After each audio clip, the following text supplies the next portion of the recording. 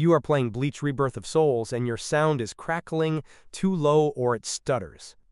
This could be happening because your audio drivers are damaged or incompatible, so this can lead to audio glitches, distortions, or no sound at all in BLEACH Rebirth of Souls. So watch this video to learn how to fix your sound issues in BLEACH Rebirth of Souls in Windows 11 and Windows 10.